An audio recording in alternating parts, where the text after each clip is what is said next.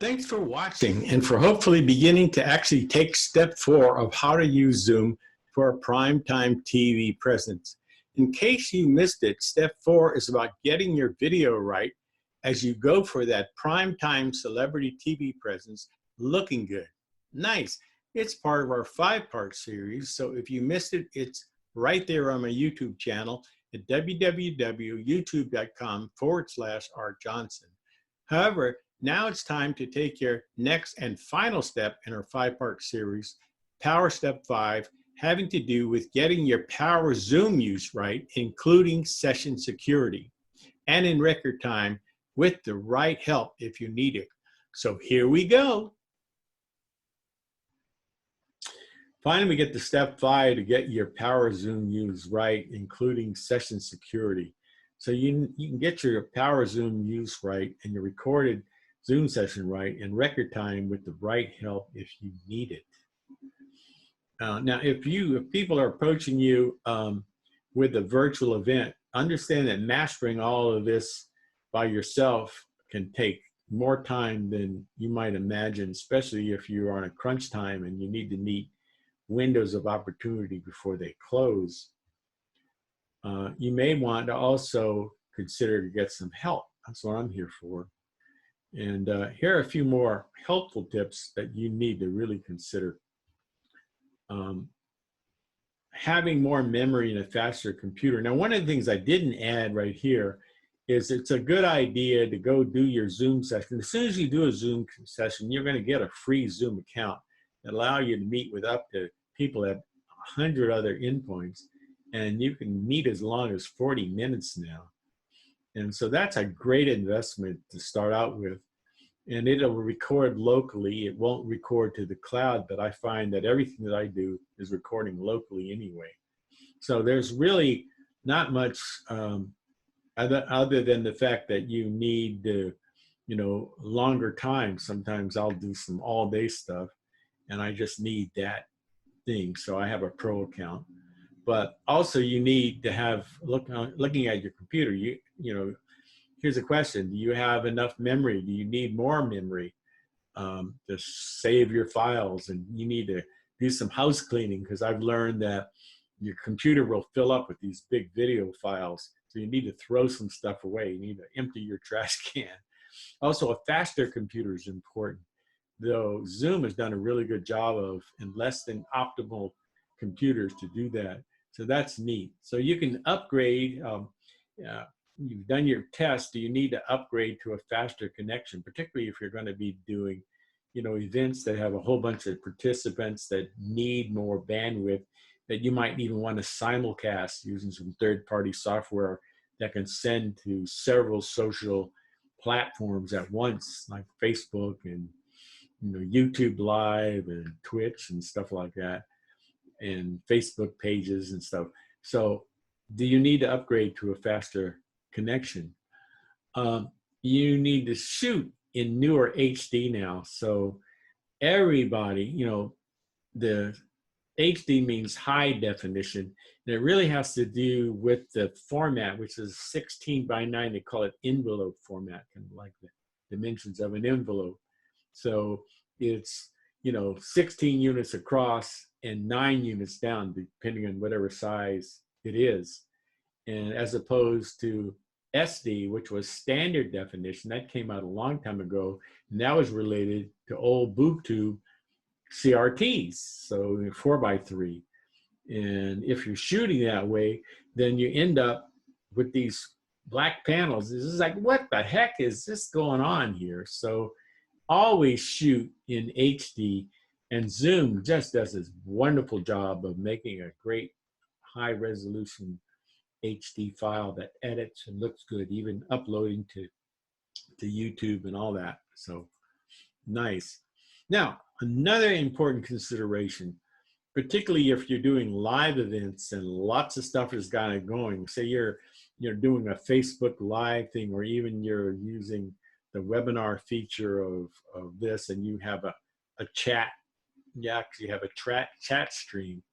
Well, if you're presenting, it's going to be hard. And there are some really good internet marketers that are doing that, but even them, even those guys really have, and women have, moderators. These are people that are watching the stream. They're, you know, watching to see if somebody's making too much noise and muting them, and locking the room and making sure that everyone who's there needs to be there, and kicking out disruptors and all that. So moderators can really be helpful, and you need to train them. If you get trained, and when you get trained, you need to make sure they're there too, so you don't have to turn around and try to get them to figure it all out. So having a moderator is really important.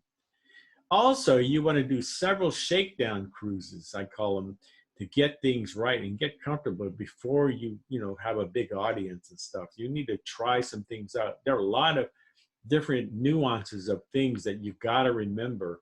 I mean, just setting this up that I'm doing here has quite a few steps, and to get that right. And sometimes one of my clients said, you just like in a flight checklist is really nice. So you can click this, click this, click this before you get off the ground. So make some shakedown cruises, and the more you do, you can really get comfortable with them. Also, use a waiting room. Now, Zoom has had amazing success with the coronavirus and people going online over Zoom, but there have also been disruptive people crashing in what they call Zoom bombing and doing horrible racist things, and just horrible. So Zoom, which has caught a lot of stuff, has now really cramped down. This newest version has some new high-end encryption locked right in. If you set up a session, that automatically has a password there. And and they're teaching you how to not give your link everywhere and stick it on Facebook, because that's really what has cost. Oh, come to my stuff and blah, blah, blah. And then you got these people, these trolls bombing in and creating disruption. Horrible. So anyway, you want to do that. Use a waiting room. That's like a waiting room, like somebody backstage, and only when you want to bring them in, you click a button and then you start to see them as one of the participants in the gallery. And so that's a waiting room. Also, you want to make sure you record a local editable video file using the gallery view. The gallery view is a view where you see a bunch of thumbnails of people all around, and depending who's talking, there's like a yellow frame that shows you that person is talking, gets your attention there. And the more participants, real-time participants, of course, the thumbnails get smaller, but you can actually have up to 20 per screen, and then go from screen to screen and stuff like that. So this is really a good idea to make sure that you do that. If you try to record to the cloud, I've learned that what Zoom does is it records it only in speaker view. Speaker's view is you only see one screen of person who's talking, and the other another screen. So whoever is talking, it doesn't have the same feeling of communication as for me personally, the gallery view. And I may be wrong. Everything could be changing, in the next version. Oh, we fixed that, or we made that option here. But right now, as far as I understand, depend on using gallery view. And you also want to remember on your computer, and just today I was with a professional person supporting us, and her computer wouldn't work, and it was because she had closed her windows and apps, and she hadn't restarted her computer for the longest time. And again, that's related, when you have a bunch of windows and applications running in the background, the performance of your computer is severely degraded. And so, memory doesn't work.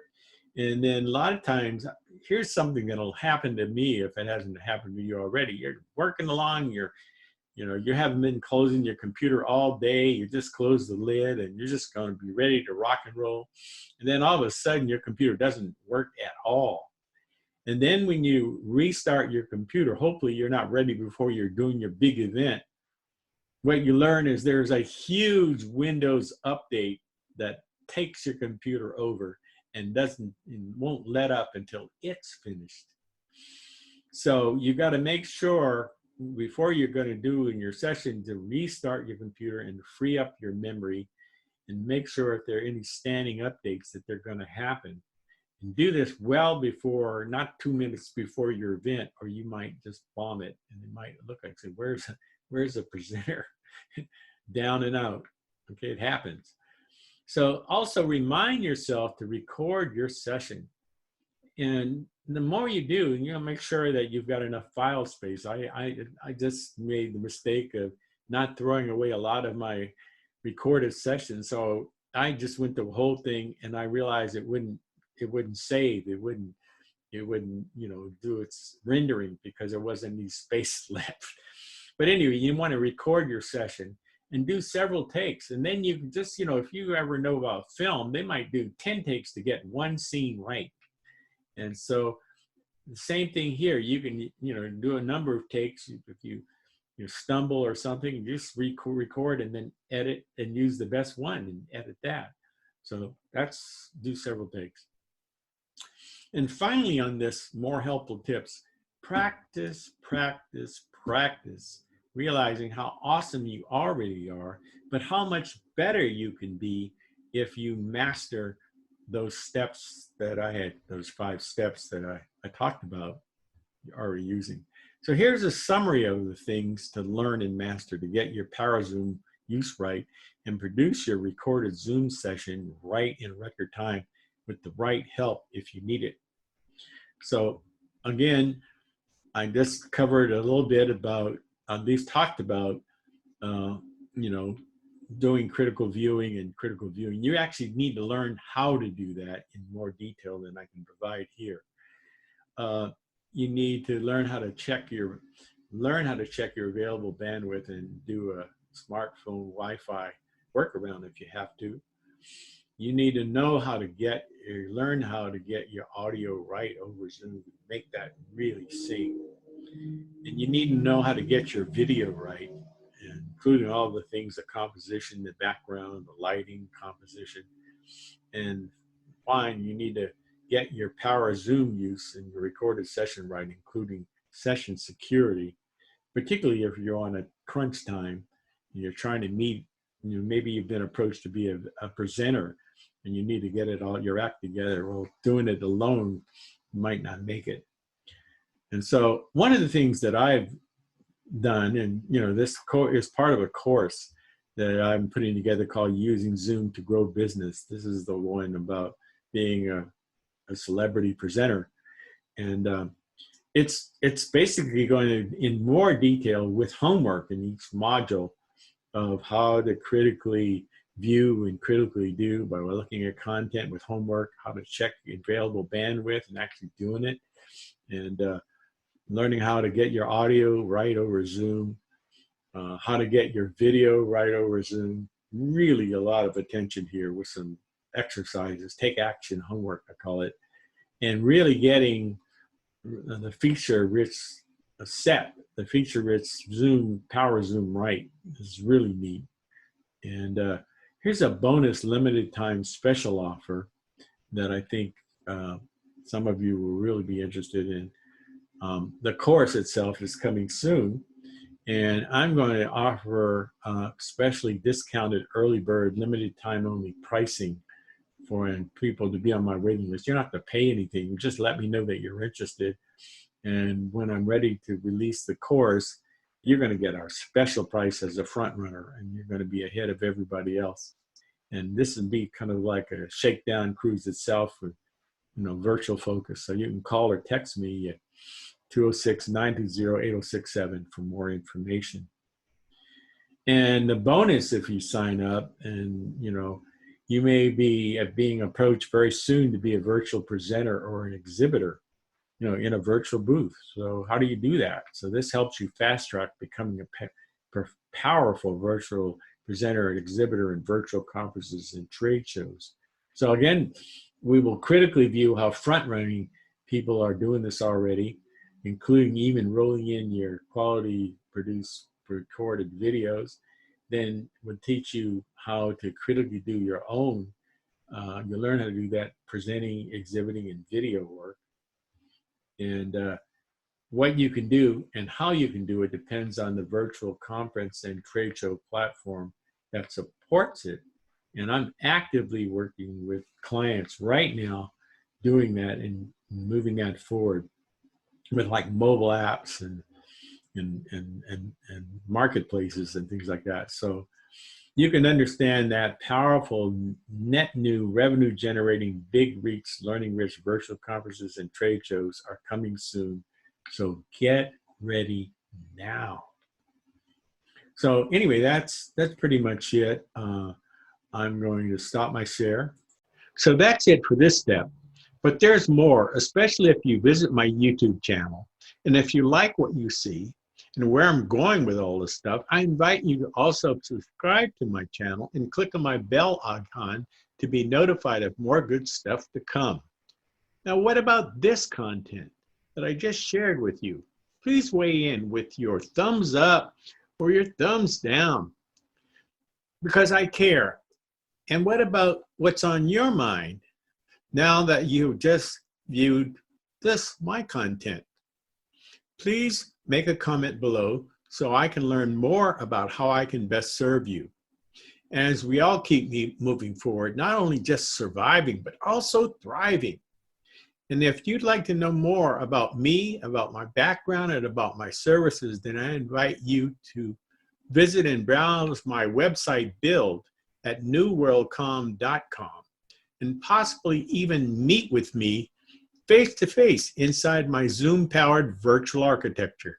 Just give me a call so we can both take full advantage of 30 minutes of free consultation time meeting together inside of Zoom itself. Sweet. Even in those free 30 minutes, we can connect, and I may be able to help you fast-track stuff. So just call and text me at 206-920-8067. I look forward to connecting with you. Thanks.